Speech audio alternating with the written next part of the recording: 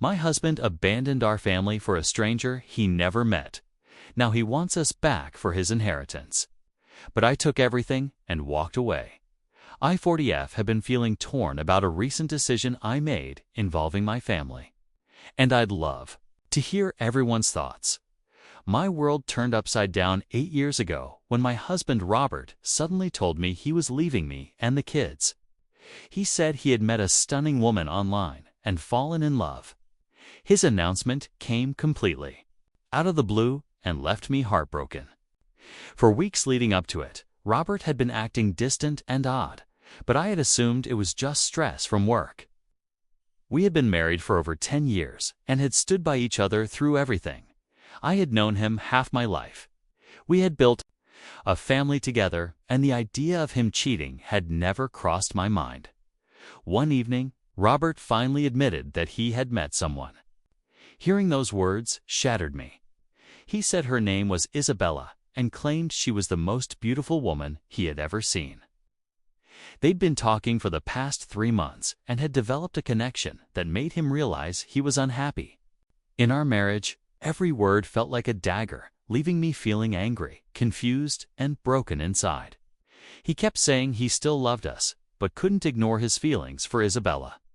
He insisted he had to meet her in person to see if there was a real future with her. I was caught in a storm of emotions, unable to process what was happening. It felt like the walls around me were closing in. My voice trembled as I asked if he was really leaving us, me and the kids, for this woman. He nodded slowly, saying he didn't expect me to understand, but that he had to do this for himself. He claimed he had thought long and hard and had decided to meet her and start a new life. He promised to support us financially as best as he could, but said he had to follow his heart and meet the love of his life. It felt like the ground had crumbled beneath me.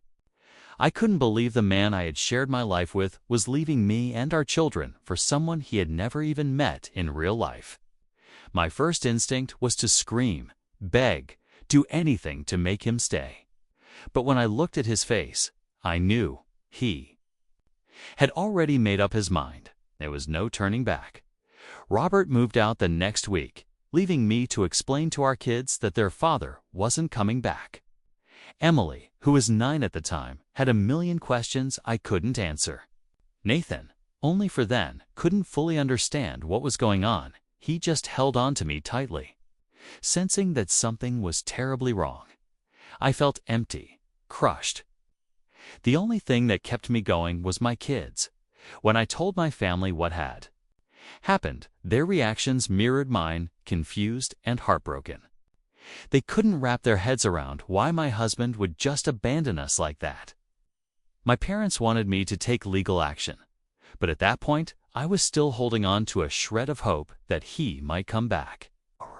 Robert's parents were just as devastated. They called him several times, begging him to return, but he told them the same story he told me. Days turned into weeks, and weeks into months. I was left to pick up the broken pieces for the sake of myself and my children. Family and friends gathered around us, offering support and helping hands. I focused on finding a job to create a stable home for Emily and Nathan, though the pain of Robert's betrayal never truly went away. During that difficult time, Robert's parents were incredibly supportive.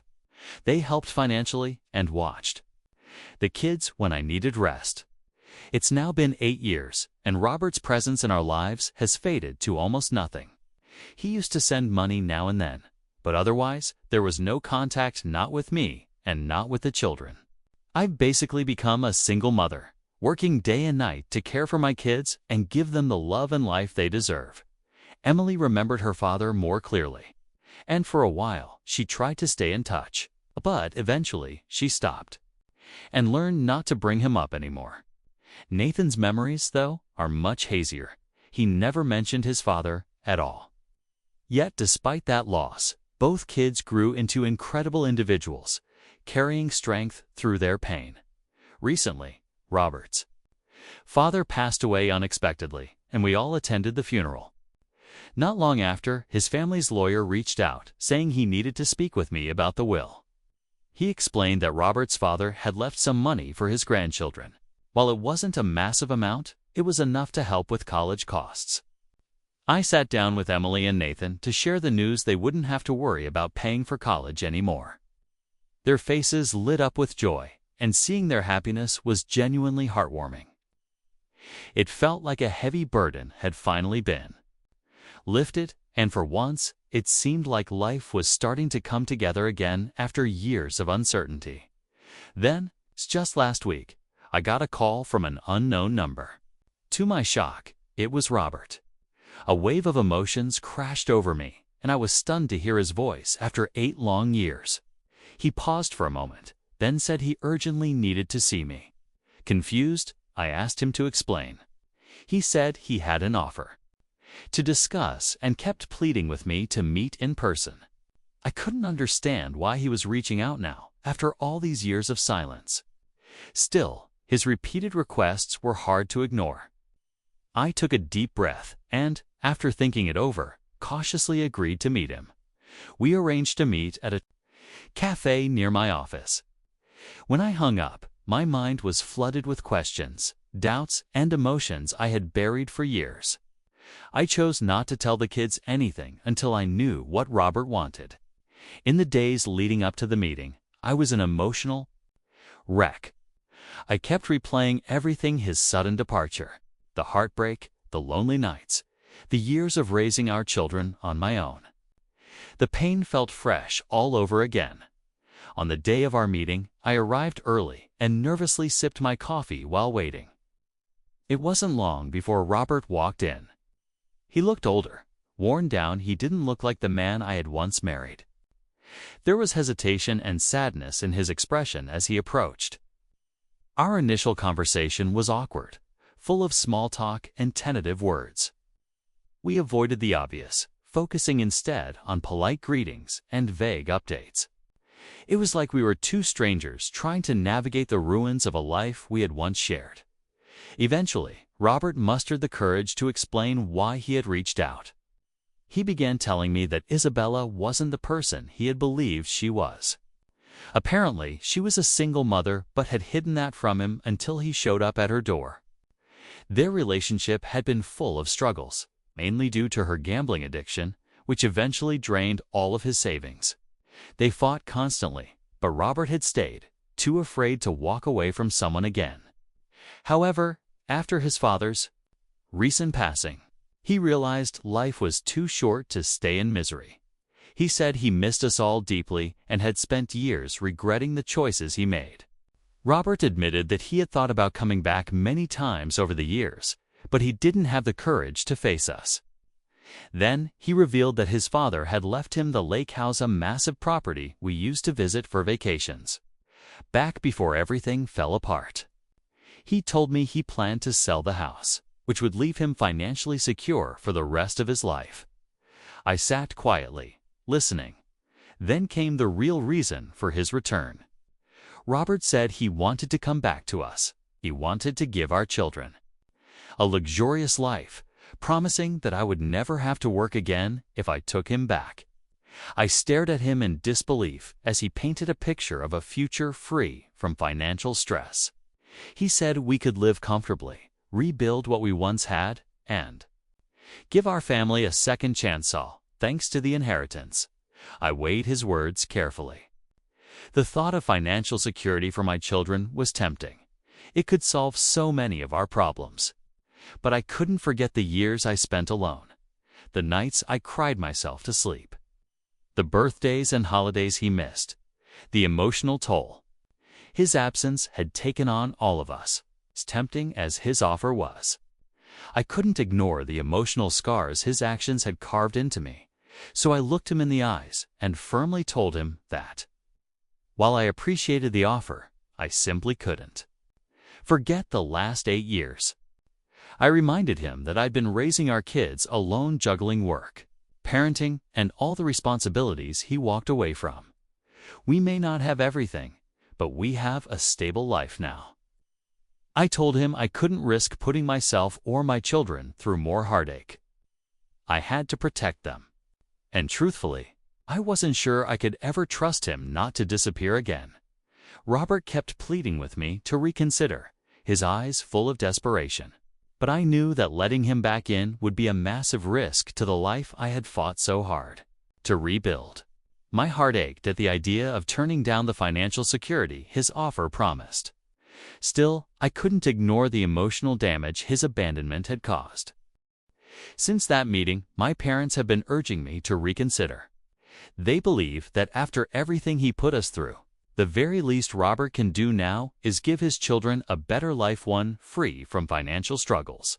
They keep telling me that people can change, that maybe he truly regrets his past and wants to make things right.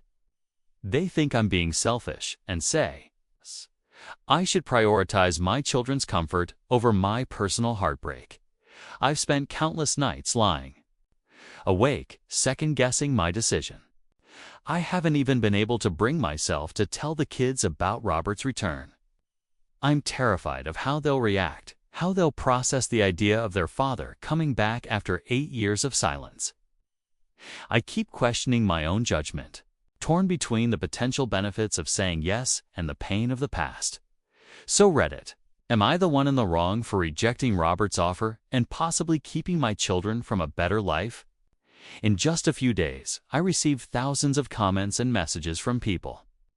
I'm so relieved that most of you don't think I'm in the wrong. Taking in all the advice, I realized it was finally time to have an honest conversation with my children about Robert. The last thing I wanted was for him to reappear in their lives without warning, catching them off guard. Earlier today, after dinner, I sat down with Emily and Nathan to talk. I gently explained that their father had suddenly resurfaced and made an offer to return to our lives. Their faces showed a mixture of curiosity and confusion as they tried to process what I was saying. When I told them about the lake house he had inherited and how he wanted to sell it to support us, their reactions were very different. Emily, now 17, went through a wave of emotions, shock, frustration, even anger. She was confused about why Robert wanted to come back now after so many years, though she remembered her father and admitted she had missed him at times. She also remembered how painful his absence had been. She said she had once longed for a father figure, but had learned to live without one, and now she didn't want him back in her life. Nathan, who is 12 now, said he didn't remember Robert at all, so he wasn't too affected by my decision to reject the offer. He didn't fully grasp the emotional weight of the situation, but made it clear that he was happy with how things were. I told them both that I would honor whatever they felt and that their opinions mattered most. Emily made it clear she didn't want to see him, and Nathan agreed. That moment made everything so much clearer for me. As tempting as it was to try and fix our family, I realized those old wounds still ran deep. And my children's well-being had to come first. I knew then, with complete certainty, that I made the right decision when I walked away from Robert at that cafe. After that, I decided to talk to my parents about what comes next. Contrary to what many people assumed, I never intended to stay married to Robert. He left before we could even begin divorce proceedings, and at the time, I didn't have the means to fight it. But now, I've finally accepted that there's no reason to remain legally tied to this man any longer. Robert's calls have only grown more desperate in the past few weeks. Despite me telling him again and again that I don't want him back, he wouldn't stop. As someone who avoids conflict, I was starting to feel cornered and emotionally drained. I even began to worry that he might show up at my job, or, worse, try to see the kids at school without warning. That's when I decided it was time to reach out to his mother. She was aware that he had returned, and at this point, she seemed like the only person who might help me understand his motives and help me deal with his relentless pursuit. I met with her to inform her of my decision to end things with Robert legally, and to express how overwhelmed I felt by his constant calls. During that conversation, she revealed the real reason behind his persistence. She explained that Robert's father had placed a cleverly worded clause in the will concerning the lake house. Robert would only inherit the property if he returned to our family and re-established a relationship with us. And to solidify his claim, I would also need to sign paperwork confirming our reconciliation. I was stunned and heartbroken.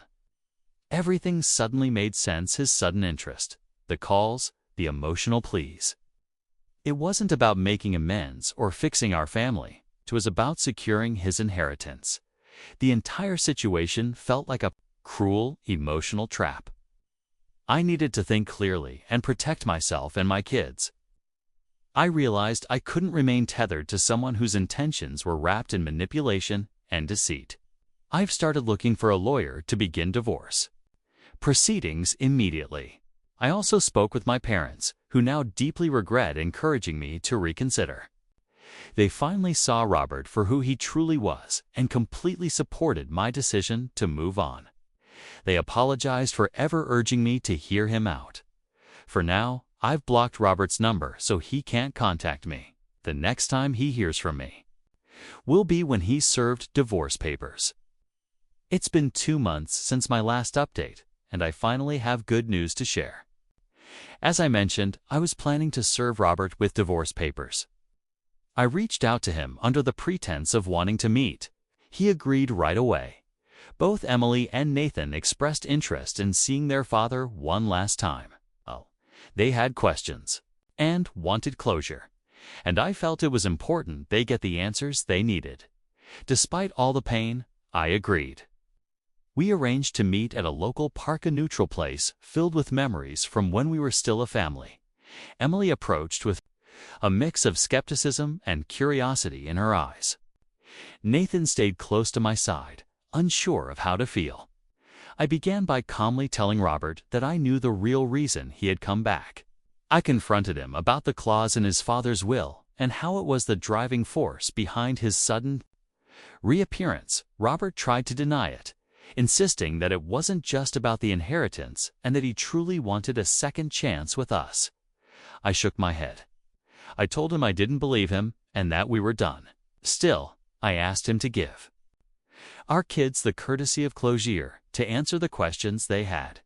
He nodded solemnly. Emily was the first to speak. She asked him directly if leaving us for another woman had been worth it.